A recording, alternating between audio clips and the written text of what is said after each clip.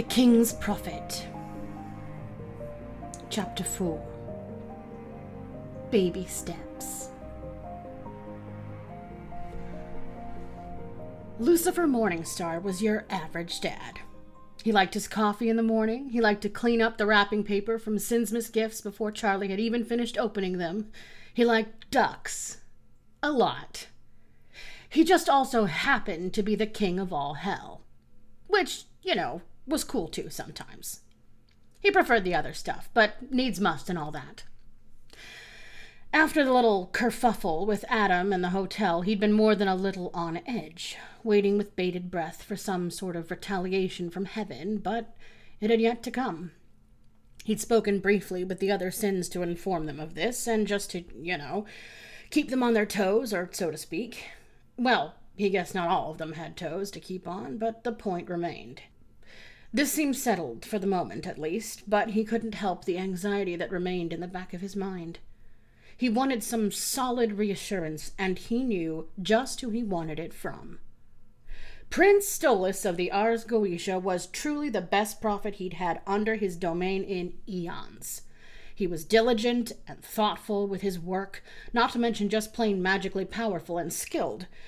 So when he didn't receive the month's prophecies, he thought to check in right away.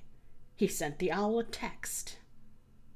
When he did not hear back from the man within the next day, his anger grew. Not once in all the years that Stolas had served him had he missed a delivery, nor had he ever not texted him back. Okay, so maybe it was a bit overdramatic, simply deciding to make his way over to the prince's residence in person, but honestly he was bored in the castle and figured he would make the visit to check on the owl himself. He did unfortunately know of the less than pleasant marriage between Stolas and Stella. He also knew of the less than amicable divorce. He'd heard about the incident with the kidnapping as well, and though he'd wanted to pay a visit to his, not friend, but acquaintance, he hadn't been able to find the time. So now here he was, knocking on the door, like any civilized fallen angel would, to the prince's palace that looked decidedly different from the last time he'd been here. When was that? The princess's birth, he thought. Oh well, must have been remodeled. The ice-covered door swung open, and the little imp on the other side looked like he would have a heart attack and a stroke at the same time as soon as he laid eyes on him. "Hello there. I'm looking for Prince Stolas. Would he happen to be available to meet with me?" And the little thing passed out cold before his very eyes.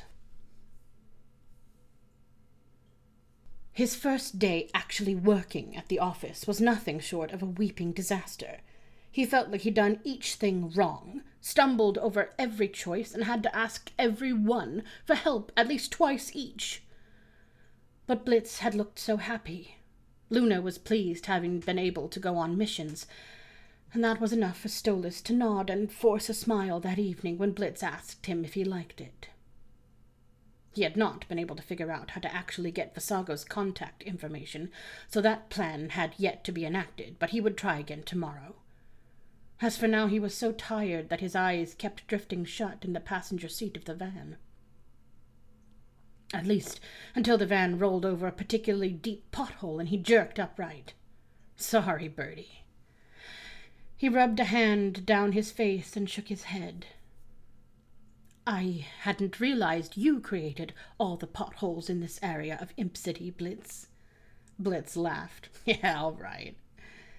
The pair of them let silence engulf them. Blitz drummed softly on the wheel, and Stolas resumed his watching of the passing buildings. "What are all the lights for?" "Oh, sinsmas, duh." "Sorry, what now? Seriously? You don't know sinsmas?" "I am afraid not." "What, do you rich fuckers not have any fun?" "No, fun is free. We can afford nice things." Blitz blinked twice, but didn't offer it a retort. "Right. Welp, you want to help me put up the tree when we get home?" Stolas swallowed. He hadn't meant to be a bitch, but he had noticed it before the sentence left his mouth, and he just said it anyway. Maybe some part of him thought Maybe he could make Blitz push him away. Why, though? He did not actually want to be away from Blitz in any capacity. He wanted to be close to him, as close as he could reasonably be, or even unreasonably closer if he were honest. That same nasty part of his brain that had thought up the snide comment whispered to him that he didn't deserve to be close to Blitz. He didn't deserve any sort of happiness or contentment at all. Not after he'd just thrown away the only joy he'd had in life for 17 years for the new shiny one he'd found again this year. Like a spoiled child discarding an older toy for a new one. Pain spiked in his left shoulder, and he reached up to rub at the scar that lay there, tucked away under layers of sweater and feathers, but never forgotten. Stoles? Right. He had yet to actually answer the demon beside him. What was the question? Oh, the tree. Okay. Against his better judgment, he glanced over at the driver and caught the face-splitting smile that he was sporting, and allowed himself a small smile as well. That evening, the three of them spent a few hours in the living room putting up the tree. Stolas held it upright as Luna stood at the far end of the apartment, telling him which direction to tilt the tree in, while Blitz sprawled himself on the floor beneath it to screw it into the tree stand. "Looks good like that," Luna said, then plopped herself down on the couch. Blitz finished screwing it in, and then crawled back out, giving Stolas a thumbs up, and Stolas scrunched his face in concern before he slowly released the tree, braced for it to fall, but it didn't. "Looking good, team!" Blitz shouted, and threw himself on the couch next to Luna, who groaned and rolled her eyes, but didn't say anything. Stolas stayed in his place off to the side, his arm coming up to gently wrap around his midsection awkwardly. "Well, come on over, Birdie, take in all our hard work," Blitz shouted, and patted the narrow, empty space beside him on the couch. "Oh, no, that's—" But he didn't get the chance to finish his protest, as a red, spiked tail wrapped around his wrist and pulled him forward, stumbling slightly over his own long legs, then falling into place beside Blitz, who wrapped him up in his arms. The three of them sat in comfortable silence for a few moments before Luna quietly offered from the other end of the couch. "Yeah, looks good, Dad. Now we just need all the decorations from the basement locker." Blitz groaned loudly and let his head flop back against the cushions. "Oh, Looney, why'd you have to remind me?"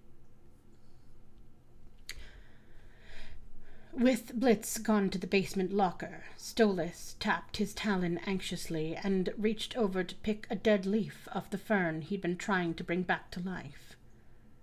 Usually, Luna would leave to her bedroom when Blitz wasn't around, or even when he was, really, but for whatever reason she'd stayed in the living room with him while they waited. Luna, apparently unaware of just how uncomfortable Stolas was feeling, simply scrolled on her phone. He glanced around, focusing on the small space-themed lava lamp that Blitz had gifted to him last week.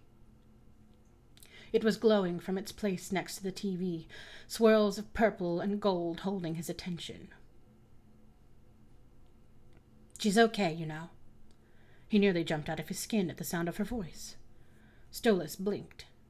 I'm sorry?" "Octavia. She privated her account. Probably blocked Blitz's, but she didn't block me. She's still posting and shit, so she's okay. Just thought you'd like to know."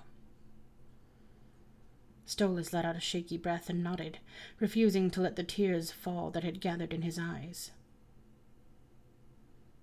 I was gonna reach out to her, if that's something you think would help, but I wanted to give her some time first." He swallowed around the lump in his throat and nodded, unable to find any words to respond with. Via had left Luna unblocked. She must know that he was staying with her. At least she had a friend.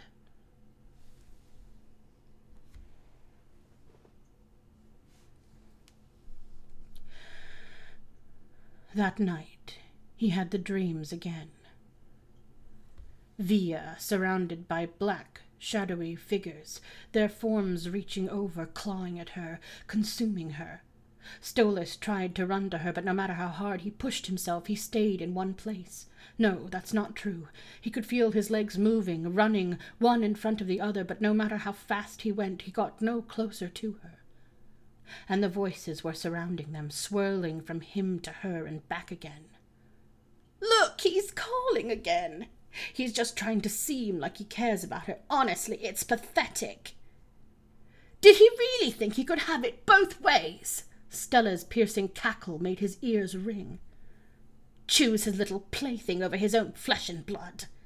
He was getting tired. His legs burned and his head was spinning. He could feel the sharp pains he'd come to know reaching for him, dragging him down to his knees, but he couldn't give up. He needed to reach her. He needed to save her. He couldn't fail her again. Please, not again. His knees hit the not ground, as the world that surrounded him was pitch blank in all directions now, hard, and he cried out, but he kept crawling forward. He couldn't see her anymore, couldn't hear the voices anymore either. "Via!" he screamed.